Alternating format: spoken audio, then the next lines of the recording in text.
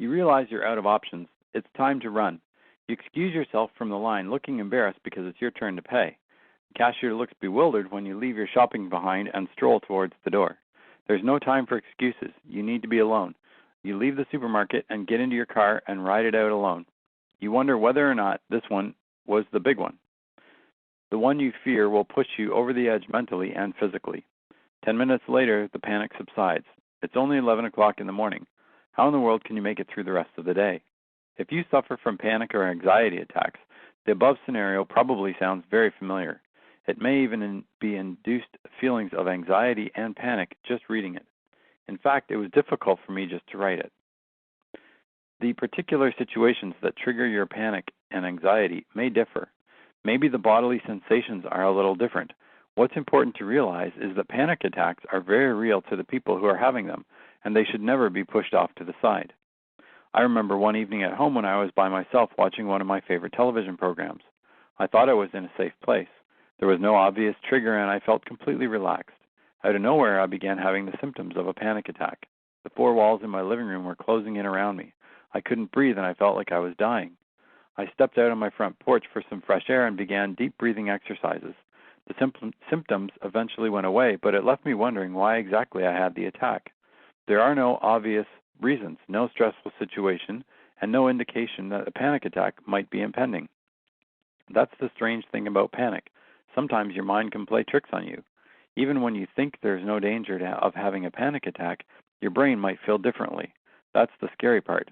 The good part is that there's always ways to combat panic attacks and cope much better when you find yourself in that situation. Dealing with panic attacks. If you have panic attacks, it may help to comfort you that you're not alone. You're not even one in a million. In America, it's estimated that almost 5% of the population suffer from some sort of anxiety disorder. For some, it may be the infrequent panic attacks that only crop up in particular situations, like when you have to speak in front of others, while for other people, it can be frequent and reoccurring, and it inhibits them from leaving their home. Frequent panic attacks often develop into what medical physicians refer to as anxiety disorder. There are many ways of coping with an anxiety disorder. Some may not work for you, but others just might. It helps to know some of the most common coping techniques for dealing with panic attacks when they begin. Your first step is to recognize when a panic attack is about to begin. When you have enough of them, you start to really pay attention to the tingling sensation, the shortness of breath, and the disconnection from the real life around you. Many people I talk to wonder what that disconnection is like. They have a hard time understanding it. Those of us who have panic attacks are all too familiar with it. It's like you look at a solid object to see it and see that it's not there. You know it's there, but a part of your mind doubts that it really is there. You may find yourself reaching out to touch an object just to be sure. You feel like you're not a part of the world around you. It's as if you're just a spectator in your own life and you have no control over anything around you.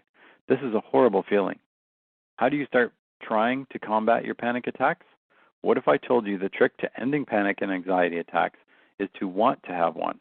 That sounds strange, even contradictory, doesn't it? But the way really does help push it away. Does this mean that you should be able to bring on a panic attack at this very moment? Absolutely not. What it means is that when you're afraid of something, in this case a panic attack, it'll be more likely to appear and wreak havoc. But when you stand up to the attack, your chances of fending it off are much greater. If you resist a situation out of fear, the fear around that issue will persist. How do you stop resisting? You move directly into it, into the path of the anxiety, and by doing so, it cannot persist. In essence, what this means is that if you daily voluntarily seek to have a panic attack, you cannot have one. Try in this very moment to have a panic attack, and I guarantee you cannot. You may not realize it, but you've always decided to panic. You make the choice by saying, this is beyond my control, whether it be consciously or subconsciously. Another way to appreciate this is to imagine having a panic attack as like standing on the edge of a cliff. The anxiety seemingly pushes you closer to falling over the edge. To be rid of your fear, you must metaphorically jump. You must jump off the cliff and into the anxiety and the fear and all the things that you fear most. How do you jump? You jump by wanting to have a panic attack. Your real safety is the fact that a panic attack will never harm you. That's a medical fact. Anxiety causes an imbalance in your life whereby all of the mental worry creates a top-heavy sensation. All of your focus is moved from the center of your body to your head. Schools of meditation often like to demonstrate an example of this top-heavy imbalance by showing how easily the body can lose its sense of center. The key to overcoming panic attacks is to relax. That's easy to say, but difficult to do. A good way to do this is to concentrate on your breathing, making sure it's slow and steady. One of the first signs of a panic attack is difficulty breathing, and you may find yourself panting to catch your breath. When you focus on making those breaths even, your heart rate will slow down and the panic will subside. Breathing more slowly and deeply has a calming effect too. A good way to breathe easier is to let all the air out of your lungs. This focuses your lungs to reach for a deeper breath next time. Continue to focus on your out of breath, letting all the air out of your lungs, and as soon you'll find that your breathing is deeper and you feel calmer. Ideally, you want to take the focus off the fact that you're having a panic attack. Try to press your feet one at a time into the ground. Feel how connected and rooted they are to the ground. An even better way is to lie down with your bottom near a wall. Place your feet against the wall, your knees bent apart, and press your feet one at a time into the wall. If you can breathe in as you press your foot against the wall and breathe out as you release it, it'll be more effective. You should alternate between your feet. Do this for about 10 to 15 minutes or until the panic attack subsides.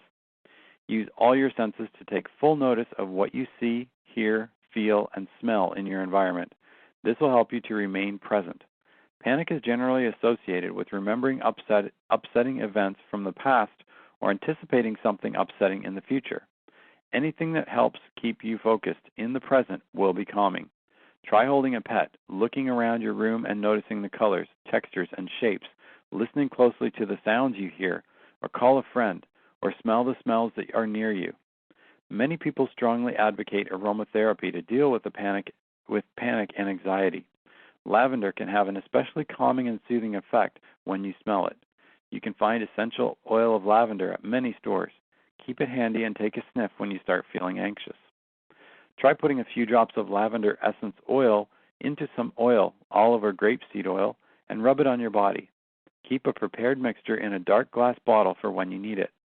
You can even prepare several bottles with a small one to carry with you.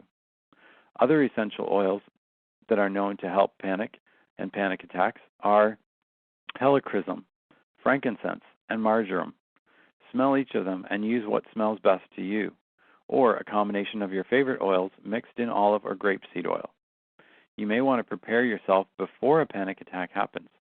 When you're not in a panicked state, make a list of the things that you are afraid of that are going to happen or that could happen. Then write out calming things that tell you the opposite of your fears. Then you can repeat those to yourself when the panic starts to come. Prepare a list of things to do in case of a panic attack, and it will be ready for you when you need it. Fill it with lots of soothing messages and ideas of calming things to do.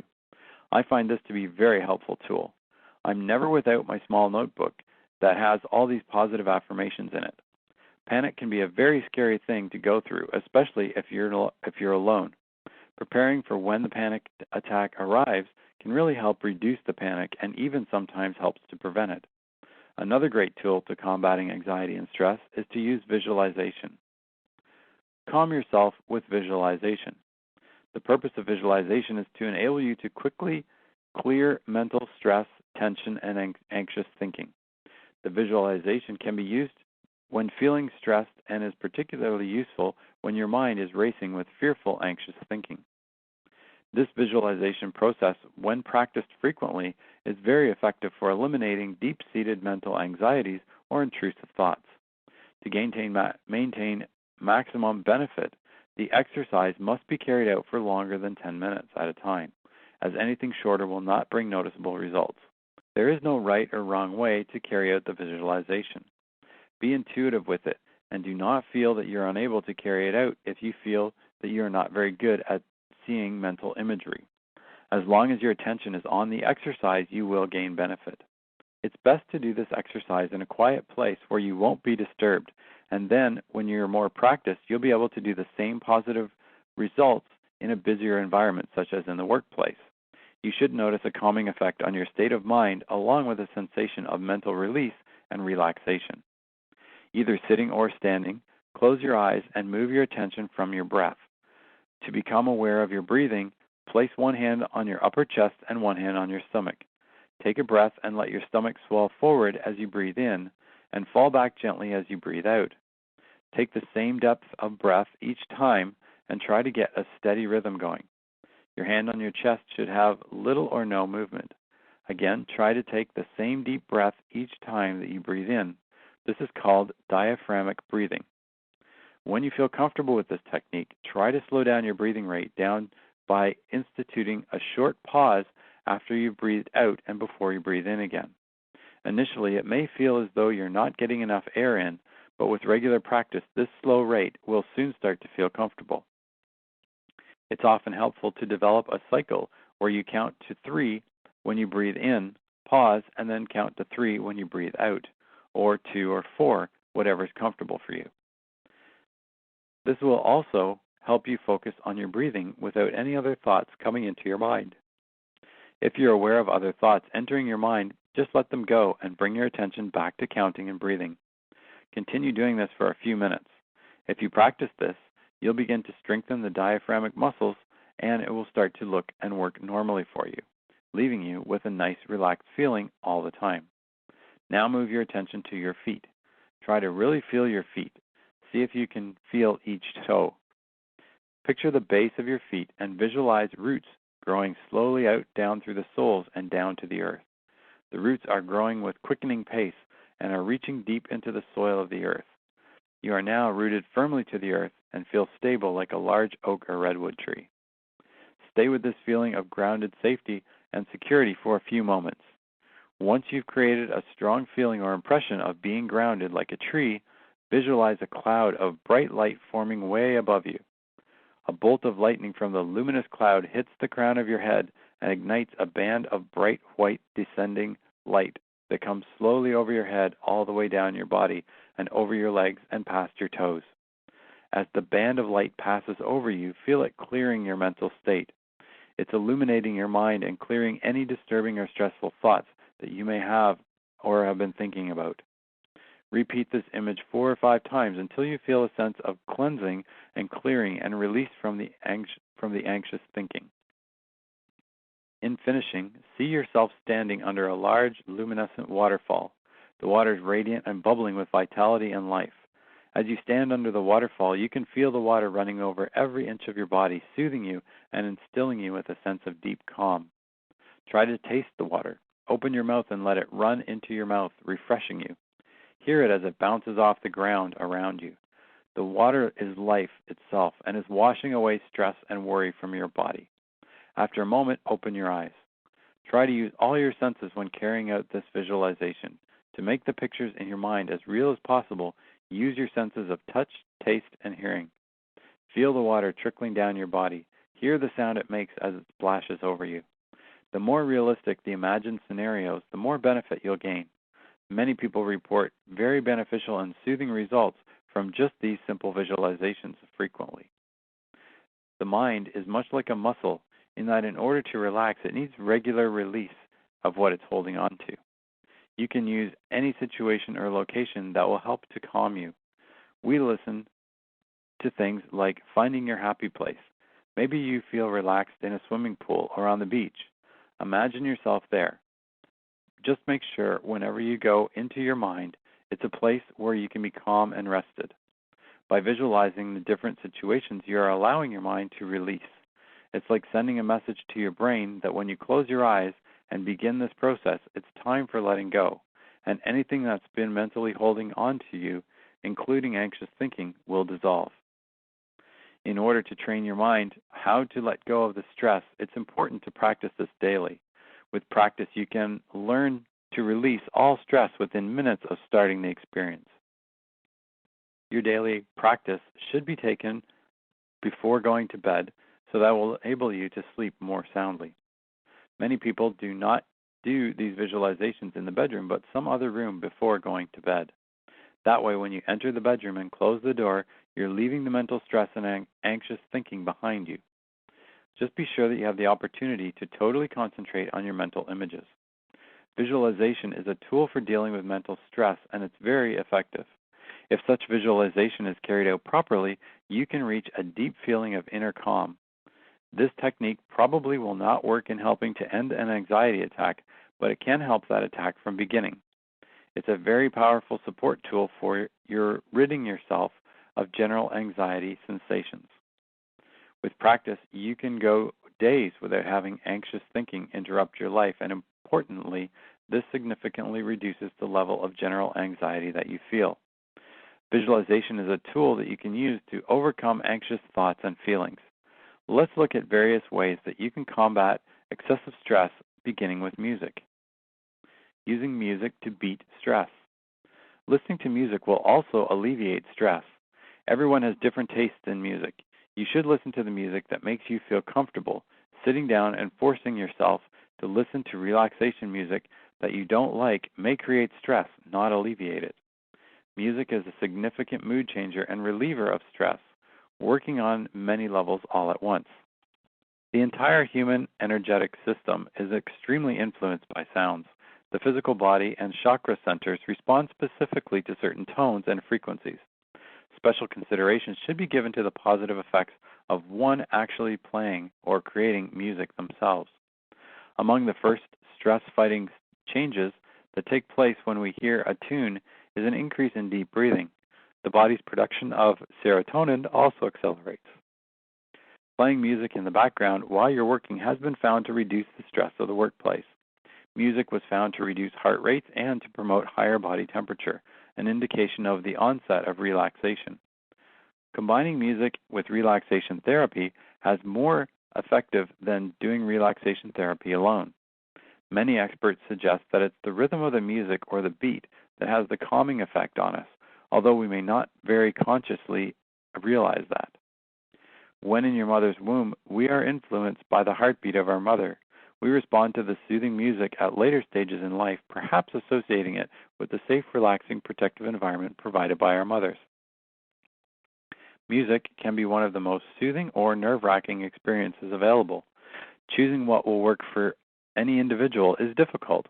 Most will choose something they like instead of what might be beneficial. In doing extensive research on what any given piece of music produces in the psychological response system, many unexpected things were found. Many of the so-called meditation and relaxation recordings actually produced adverse EEG patterns, just as bad as hard rock and heavy metal. The surprising thing was many selections of Celtic, Native American, as well as various musics containing loud drums or flutes were extremely soothing. The most profound finding was that the music performed live and even at moderately loud volumes, even if somewhat discordant, had a very beneficial response. As we mentioned before, no single music is a good fit for everyone. People have different tastes, and it's important that you like the music that's being played. I recently picked up a rest and relaxation CD that has done wonders for me. It has the sounds of the ocean in the background while beautiful piano music plays. I find this very soothing. It's not a good idea to play ballads or songs that remind you of a sad time in your life when you're trying to de-stress. You're trying to relax and wash away the anxious thoughts. The last thing you need is for a sad song to bring up unhappy memories. Here's some general guidelines to follow when using music to de-stress. To wash away stress, try taking a 20-minute sound bath. Put some relaxing music on, then lie in a comfortable position on a couch or the floor near the speakers. For a deeper experience, you can wear headphones to focus your attention and to avoid distraction. Choose music with a slow rhythm, slower than the natural heartbeat, which is about 72 beats per minute. Music that has repeating or cyclical patterns is found to be effective in most people. As the music plays, allow it to wash over you, rinsing off the stress of your day. Focus on your breathing, letting it deepen, slowen, and become regular. Concentrate on the silence between the notes in the music. This keeps you from analyzing the music and makes relaxation more complete. If you need stimulation after a day of work, go for a faster music rather than slow, calming music. Turn up the volume and dance. It doesn't matter if you can actually dance. Just move along with the music and do what feels good. You'll be shocked at the release you can feel. When the going gets tough, go for music that you're familiar with, such as childhood favorites or favorite oldies. Familiarity often breeds calmness. Take walks with your favorite music playing on your iPod or your MP3 player. Inhale and exhale in tune with the music. Let the music take you. Combining exercise, imagery, and music is a fantastic stress reliever. Listening to the sounds of nature, such as the ocean waves or the calm of a deep forest, can reduce stress. Try taking a 15 to 20-minute walk if you're near the seashore or a quiet patch of woods. If not, you can buy tapes with these sounds in many music stores. Another great relaxation technique is self-hypnosis. Self-hypnosis for stress. You can also practice self-hypnosis on your own. Find a quiet place where you can fully relax and listen to your inner voice. Don't try to make something happen, just let your mind listen and relax. A large part of achieving a hypnotic state is to allow it to actually happen. Don't watch for certain signs or signals that you might be in a hypnotic state. If you look for these signs and signals, you won't be able to fully relax and gain the benefits of self-hypnosis. There are lots of different ways to experience hypnosis. Although no two people will have exactly the same experience, everyone will find the hypnotic state pleasant. There are no bad trips in hypnosis. Keep in mind that your self-hypnosis is a skill and that you will continue to get better at it. The more experienced you become, the more powerful self-hypnosis is. Set up a schedule of practice, allowing yourself between 10 and 30 minutes of uninterrupted time. If possible, practice during the best part of your day, at a time when you're least likely to be disturbed by others. Most people find the best practice lying down in a comfortable position with as few distractions as possible. If you're bothered by noise while you practice, you can try to block out some of the other source with sound. You can try stereo music in the background or white noise if you like. If, like most people, you don't have a white noise generator, try tuning a radio receiver between stations. The static you get will be that's similar to white noise. However, this takes an older or cheaper FM receiver without a noise suppressor. Sometimes AM tuners can do this for you as well. This should just be the background noise and not too loud to be distracting. The basic divisions of hypnotic induction are relaxation, deepening, suggestion application, and termination. Number 1 is relaxation. Your first job in the hypnotic induction is to slow the juices down and get yourself relaxed. But don't try to force your mind to relax. If you get yourself physically relaxed, your mind will follow. Relaxation, really deep relaxation, is an ability that most people have either lost or never developed. Some people can do it quite easily. Others cannot. They just let go of their tensions and let every part of their body become limp and relaxed. If you're one of these people, begin your self-hypnosis practice by getting nicely relaxed. Take your time. This is not something that you want to rush. The time involved for the relaxation phase of your self-hypnosis induction can vary from half an hour to just a few seconds. It's an important part of the induction and should not be slighted. As you get better at and your skills increase, you'll recognize deeply relaxed states and you'll be able to achieve them in a surprisingly short time. But as a beginner, take your time. It will be time well spent. A very popular method of deep relaxation is the Jacobson Progressive Relaxation Procedure. This involves tensing each of the major muscle groups of your body, your foot and your lower leg on each side, upper leg and hip, abdomen, etc. Tense the muscle groups for a few seconds and then let go. Number 2 is the deepening procedures. Once you've completely relaxed and your relaxation phase is complete of your self-hypnosis induction procedure, you can begin the deepened relaxation state. At some time between the deep relaxation and the deepening procedures, you will move into a hypnotic state.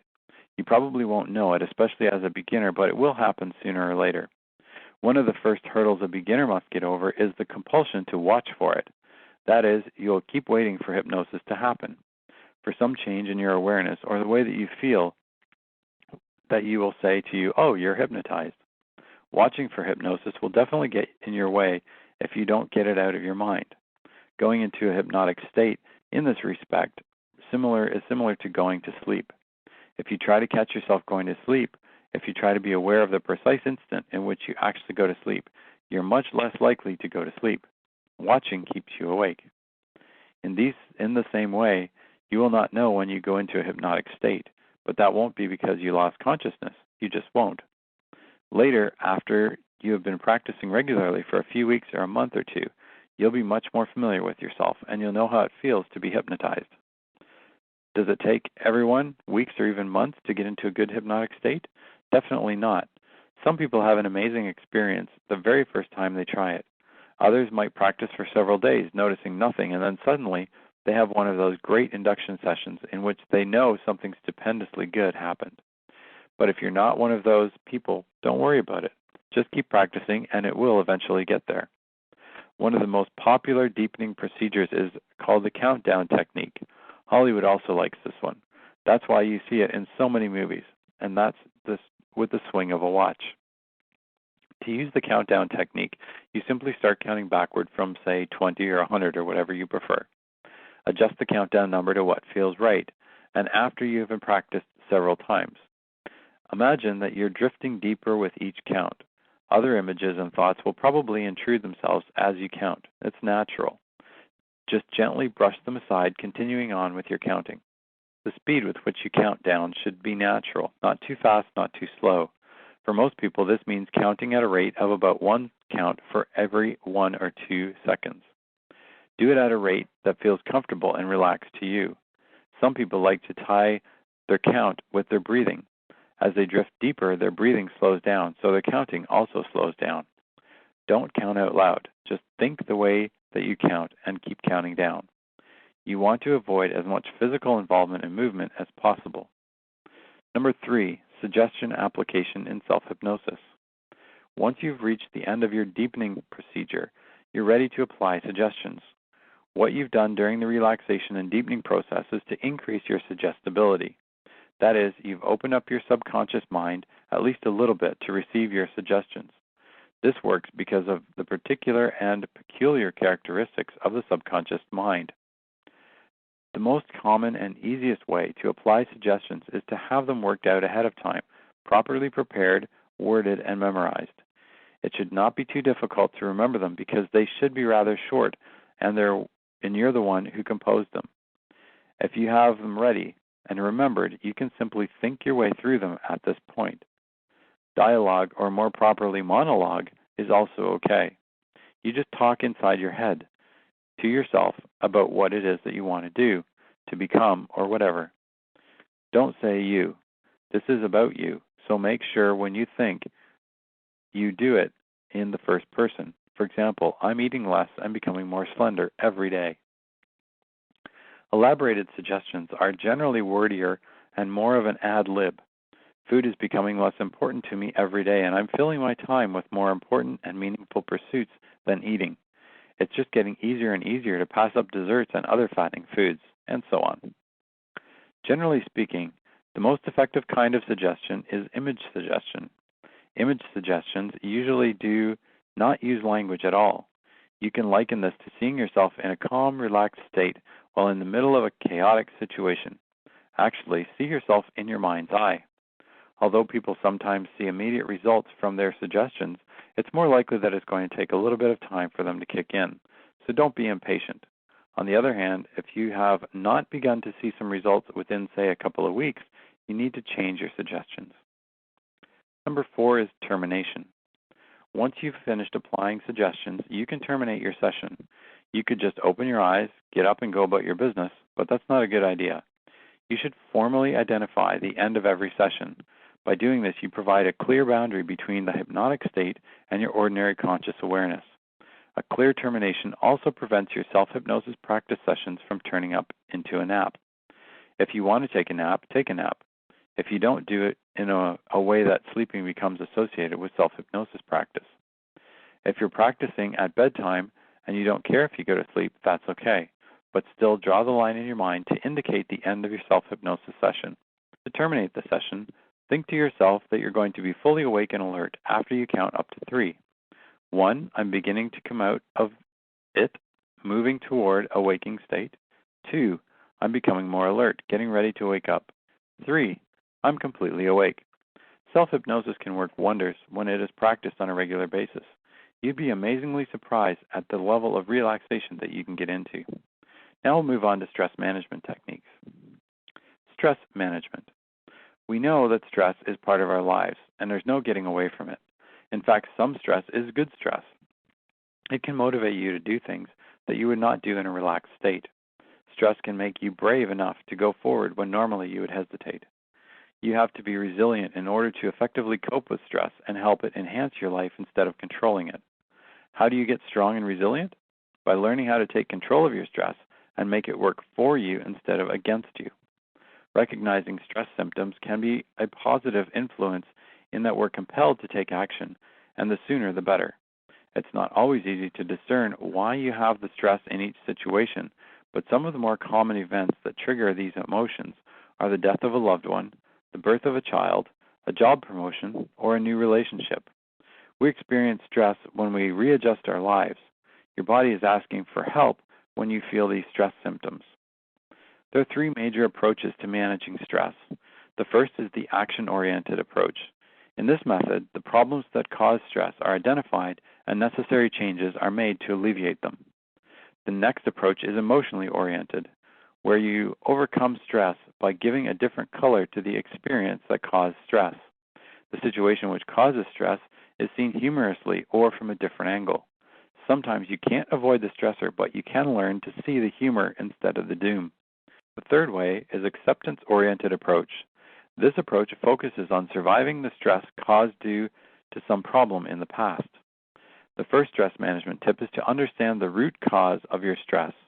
No one understands your problem better than you do. A few minutes spent to recognize your true feelings can completely change the situation. During this process, identify what triggers the stress. Share this with a loved one if you can. If you're overstressed, you feel that you're going to collapse, take a breath and count to 10. This pumps extra oxygen into your system and rejuvenates your entire body. When under severe stress, meditate for a moment and pull out of the current situation for a little while. Stand up from your current position and walk. Stretch yourself, and soon you'll find that stress has lessened. This is because you have relaxed. Relaxation is the best medicine for stress. Smiling is another form of stress management. If you're in the workplace, just stand up and smile at your colleagues in the far corner. You'll see a change in your mood. You can also invent your own stress management tips. The basic idea is to identify the cause of stress and pull out from it for that moment, and then deal with it. Taking a short walk and look at nature can be another stress reliever. Drinking a glass of water or playing some small game, it's a simple stress management technique. The whole idea is change the focus of attention. When you return to the problem, it does not look as monstrous. Here are 5 quick steps that you can take toward relieving stress. Number 1, don't just sit there. Move. According to many psychologists, motion creates emotion. When you're idle, it's easy to become depressed.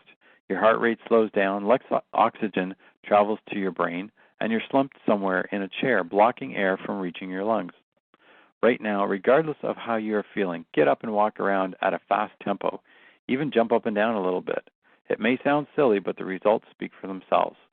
Try it for a few minutes. It works like magic. Exercise can be a great stress buster.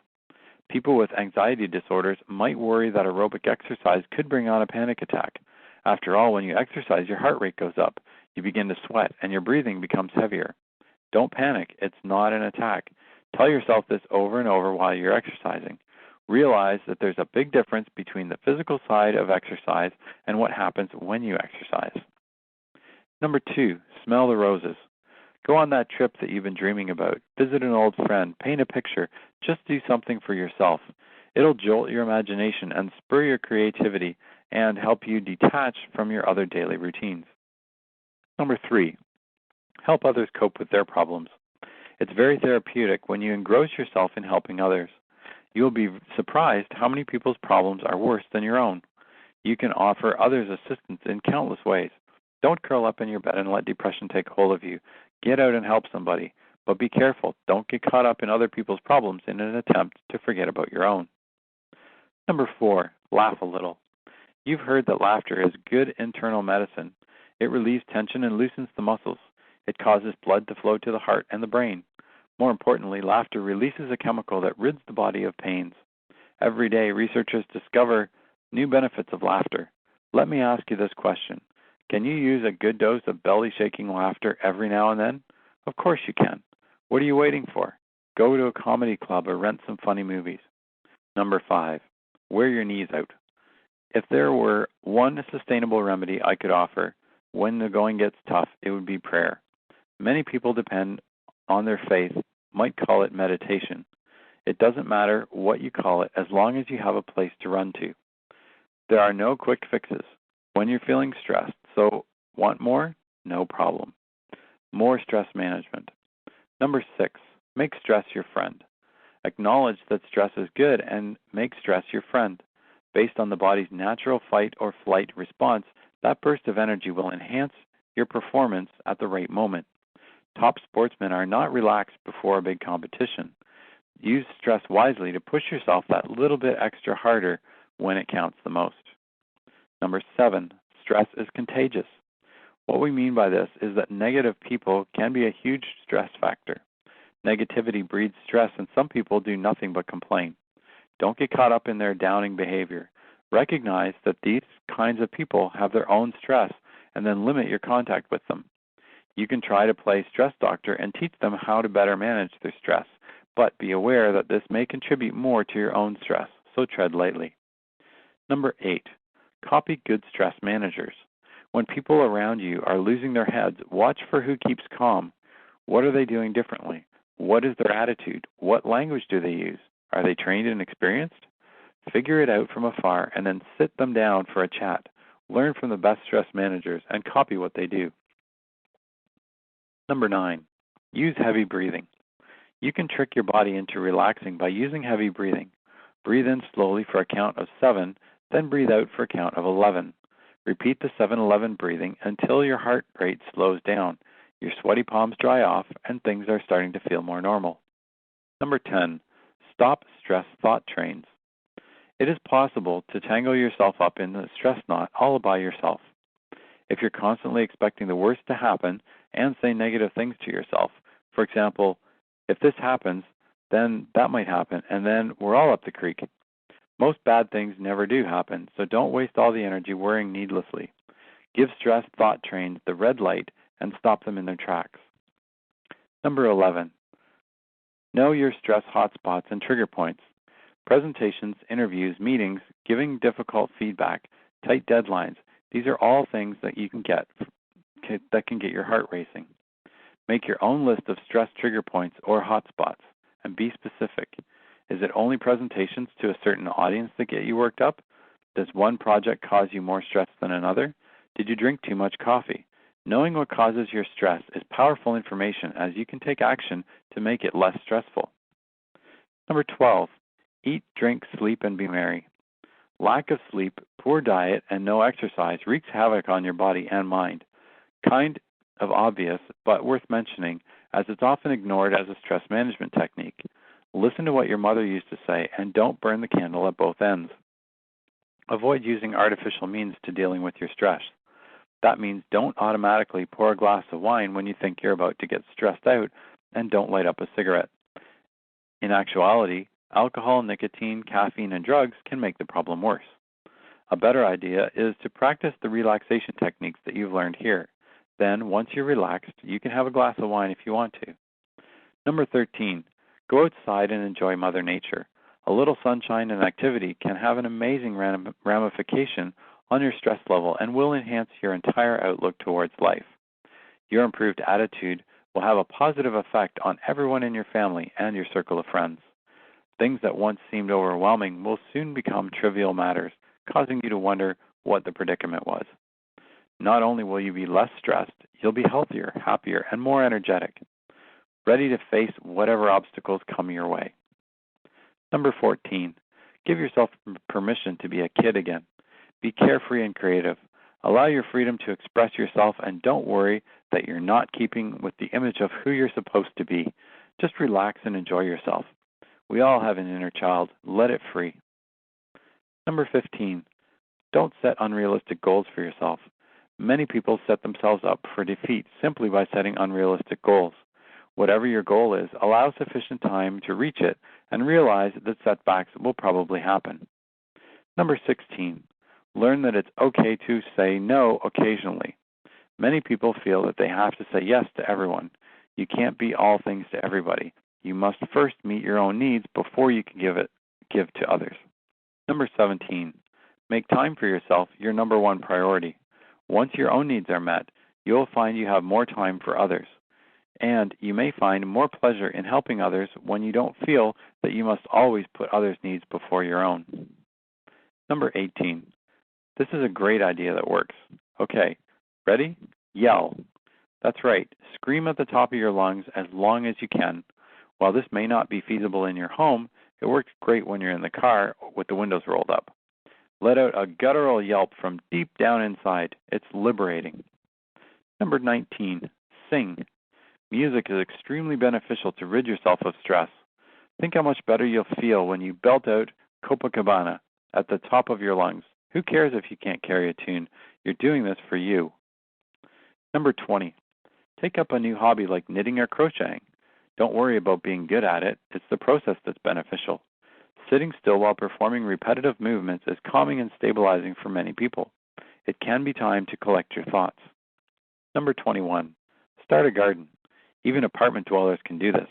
Inside in pots on the patio, pots a small spot in your yard. There's very little work to setting it up. Tending plants, fruits, vegetables, flowers, and watching them grow and bloom or yield food is rewarding.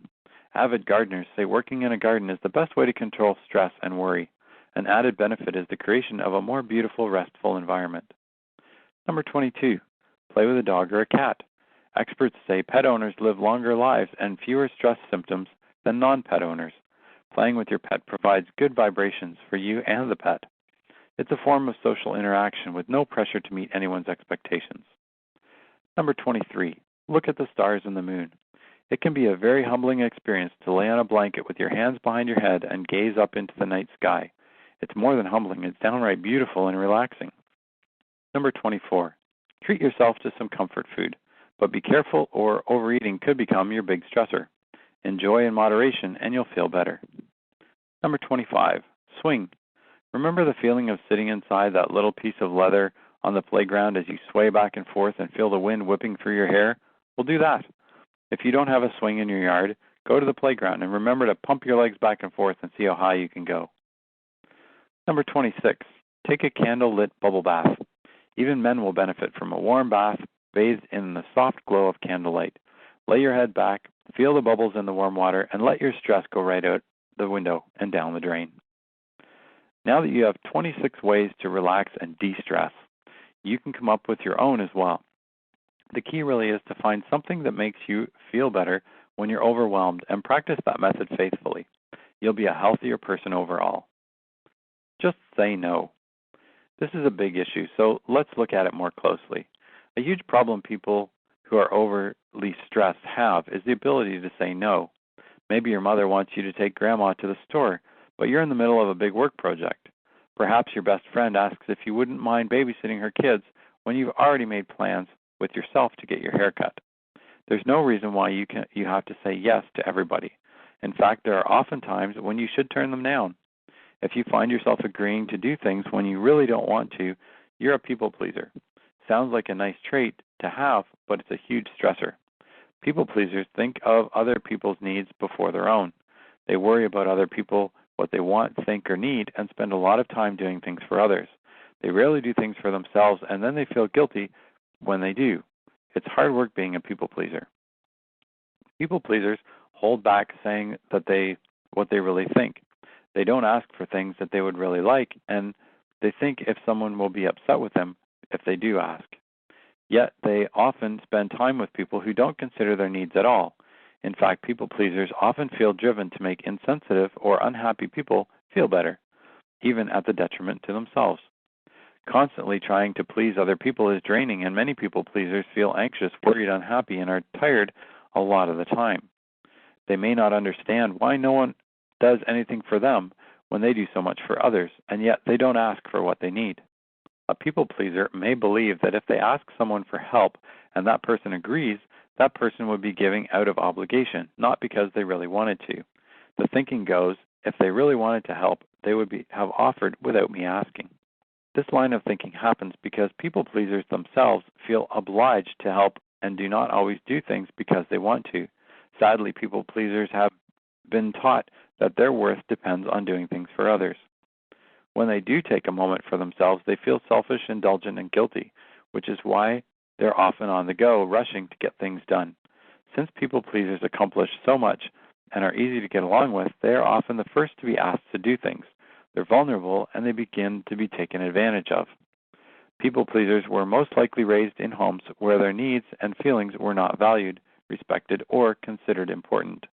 They were often expected as children to respect or to take care of other people's needs, or they may have been silenced, neglected, or otherwise abused, thus learning that their feelings and needs were not important. In many cultures, girls were raised to be people pleasers, to think of others' needs first, and to neglect their own. Most women have at least some degree of people-pleasing in them. Men who identified with their mothers often do as well. People pleasers' focus is mostly on others and away from themselves. They often feel empty or don't know how to feel or what they think or what they want to focus on themselves. It's possible to change this pattern starting now. First, practice saying no. This is a very important word. Say it as often as you can, just to hear it and how it comes out of your mouth. Say it out loud when you're alone. Practice phrases with no in them, such as, no, I can't do that, or no, I don't want to go there. Try it for simply practice, and then build your way up to harder situations. Stop saying yes all the time. Try to pause or take a deep breath before responding to someone's request. You may want to answer requests with, I need to think about that first, and I'll get back to you. Or, let me check my schedule and I'll call you back. Use any phrases that you feel comfortable with that gives you time before you automatically respond with a yes. You'll feel guilty when you start it, but it won't always be so. Remember that your mental health is well worth the aggravation that you may have to take it from others. What's important is you. Figure out what gives you pleasure. For example, you may like reading magazines, watching videos, going to a park, or listening to music. Give yourself permission to do those things and then enjoy them. Ask someone to help you with something. I know this is a hard one, but you can do it. After all, everyone else is asking you for favors. Be tolerant if they turn you down. Just because you have always told them yes doesn't mean they always have to tell you yes. Many people pleasers believe that nobody will like them if they stop doing things for other people. If this happens, then you are just being used, and it's better that those people aren't in your life anyway. People enjoy your company for who you are and not what you do. You deserve to take time for yourself, so say no and take care of yourself without feeling guilty. It's within your reach to change, one small step at a time. Take a break.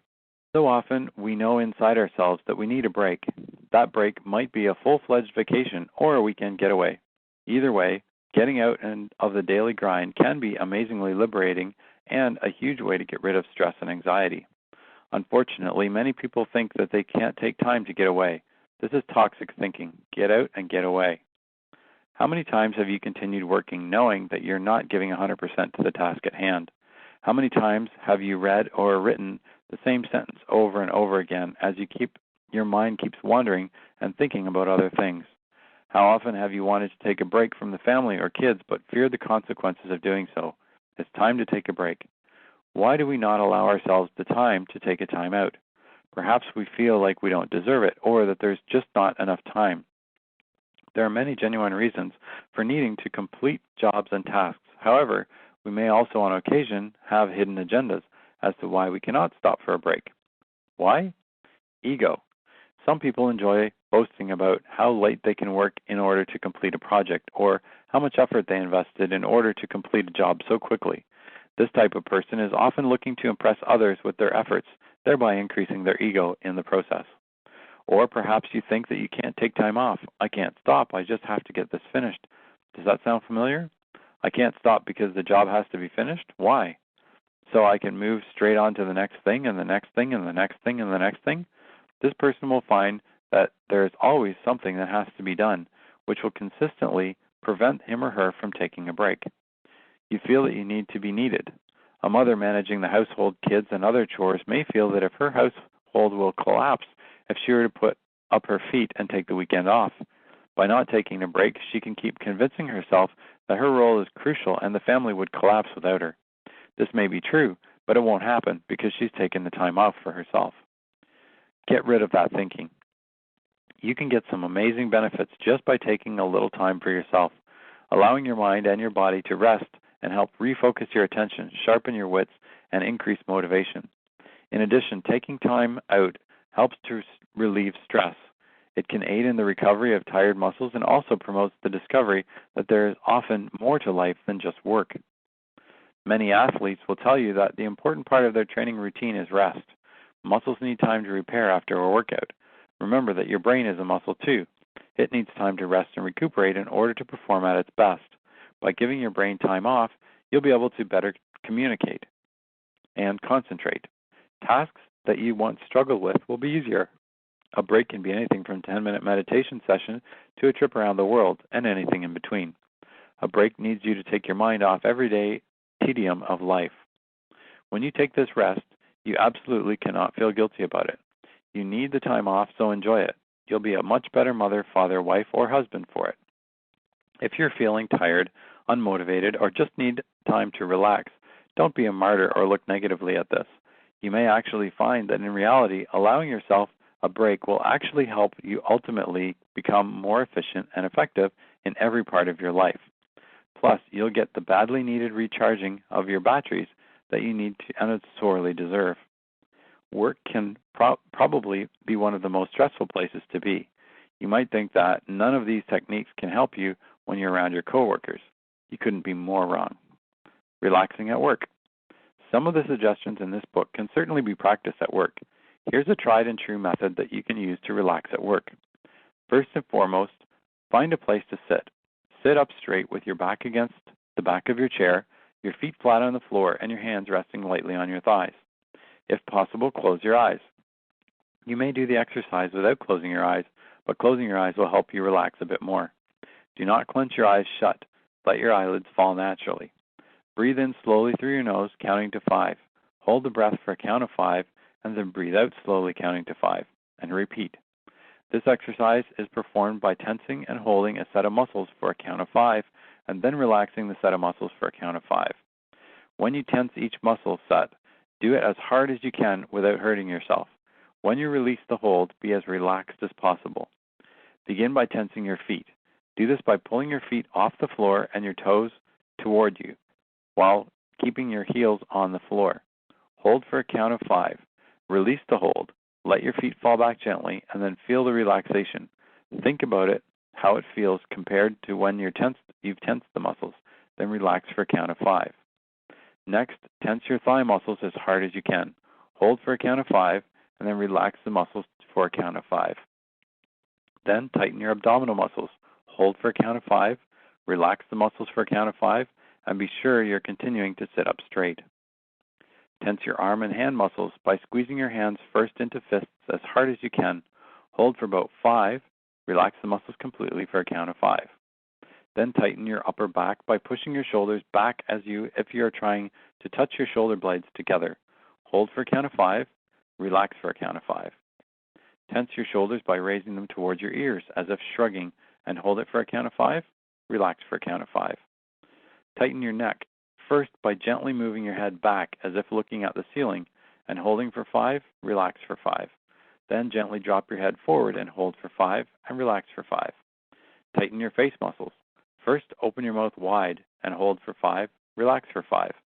Then raise your eyebrows up high and hold for 5, and relax for 5. Finally, clench your eyes tightly shut, hold for 5, relax, with your eyes gently closed for 5. Finish the exercise with breathing. Breathe in slowly through your nose, counting to 5, and then hold the breath for a count of 5.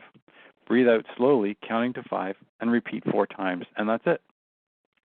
Perform this exercise whenever you need to relax, whether it's on the plane or in a car or any place else that you might be sitting. Because the exercises may be very relaxing, it should not be performed while driving. Over time, if performed regularly, these exercises will help you recognize tension in your body. You'll be able to relax muscles at any time rather than performing the entire exercise. Perform at least twice a day for long-term results. You may develop your own longer relaxation exercises by adding more muscle groups. Pinpoint your own areas of tension, then tense and relax the areas at the same way. Maximize the relaxation benefits of this exercise by visualizing a peaceful scene at the end of the exercise. Visualize a scene, a place where you feel relaxed, in detail for at least 5 minutes. Remember the happy place? Go there and enjoy it. Conclusion. There's no way to completely eliminate stress from your life. What you can do is learn how to make the stress work for you. Stress management isn't as difficult as it might actually seem. However, if you think you have too much stress in your life, it may be helpful to talk with your doctor, spiritual advisor, or local mental health association. Reactions to stress can be a factor in depression, anxiety, and other disorders. They might suggest that you visit a psychiatrist, psychologist, social worker, or other qualified counselor. The author is not a medical professional. This book should not be used as a tool that will help you cope with stress. Stress management tips are simple, cost-effective methods to effectively check your stress. They can be practiced almost anywhere at any time. Stress is a normal part of life, and in small quantities it's good. It can motivate you to help you become more productive. However, too much stress or a strong response to stress is harmful. It can set you up for generally poor health as well as specific physical or psychological illnesses like infection, heart disease, or depression. Persistent and unrelenting stress often lends to anxiety and unhealthy behaviors like overeating and abuse of alcohol or drugs. Just like the causes of stress differ from person to person, what relieves stress is not the same for everyone. In general, however, making certain lifestyle changes as well as finding healthy, enjoyable ways to cope with stress helps most people. Above all, remember that there is no way alone in this battle. There are hundreds of thousands of people who are out there who feel overwhelmed. Hopefully, you'll find peace with yourself and enjoy life to its fullest. When you feel yourself stressed out or best with a panic attack, relax, breathe through it, and know that there are many, many people who feel exactly the same way that you do.